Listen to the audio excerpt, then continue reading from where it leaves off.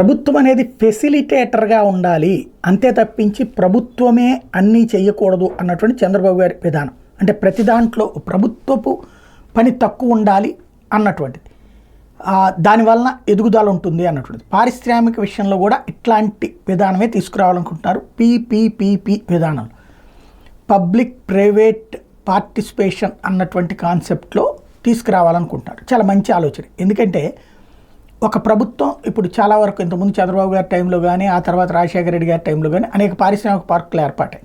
ఈ పారిశ్రామిక పార్కుల్లో మనకి భూమి కావాలన్నా ఇతరత్ర కావాలన్నా ఎవరి దగ్గరికి వెళ్ళాలా? ప్రభుత్వం దగ్గరికి వెళ్ళి ఏపీఐఐసి వాళ్ళని పట్టుకుని తిరగాలి. ఇక్కడ అధికారులు డబ్బులు తింటారు, రాజకీయ నాయకులు డబ్బులు తింటారు, లేదా నెలల తరబడి ఏళ్ల తరబడి తిరిగిపోతూనే ఉంటుంది. క్యాబినెట్లు అప్రూవ్ చేయాలా? ఈలోపు పుణికాలం కాస్త గడుస్తుంది. ఒక 100 కోట్లు 200 కోట్లు 500 కోట్లు పెట్టుబడి పెట్టాలనుకున్నాడు చేతిలో డబ్బులు పెట్టుకుని వీళ్ళందరూ చుట్టూ తిరుగుతాడా? అలా కాకుండా ఏ గుజరాత్లో ఆటట్లయితే కనుక పిలిచి ఇచ్చేటటువంటి పరిస్థితి ఉంది. ఎందుకంటే అక్కడ ప్రైవేట్ వాళ్ళే ఆయా షెడ్యూల్ని నిర్వహిస్తూ ఉంటారు. మన దగ్గర కూడా ఆంధ్రప్రదేశ్లో అట్లాంటి ఒక చక్కటి అవకాశం శ్రీ సిటీ షెడ్యూల్లో ఉంది. ఇంతకుముందు నుంచి కూడా ఒక టీం దాన్ని నడుపుతున్నారు. మొట్టమొదటి TV9 వ్యవస్థాపకుడు శ్రీనిరాజుతో పాటుగా రవిసన్నారెడ్డి ఈ వర్గం నడుపుతూ వచ్చింది.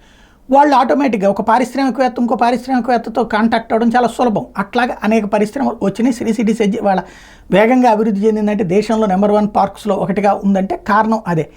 అట్లాంటి విధంగానే ఇప్పుడు రాష్ట్ర వ్యాప్తంగా ఉన్నటువంటి ఇండస్ట్రియల్ పార్క్స్ని ప్రైవేట్ పబ్లిక్ పార్టిసిపేషన్ కిందకి ఇవ్వాలన్నటువంటి ఆలోచన. అంటే మెయింటెనెన్స్ ప్రైవేట్ వాళ్ళ చేతికి అప్పచెప్పాలి అన్నటువంటి ఆలోచన మంచిదే.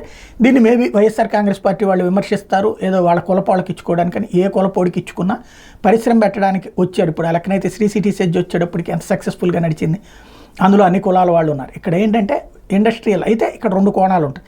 ఇందులో మన పార్టీ వాళ్ళు మన అనే కోణం కాకుండా ఎవడైనా డబ్బులు తీసుకొస్తే ఏ పార్టీ వాడినైనా సరే అలౌ చేసేటట్టు ఉండాలి. అదొక్కటి జాగ్రత్త తీసుకోవాల్సి ఉంది.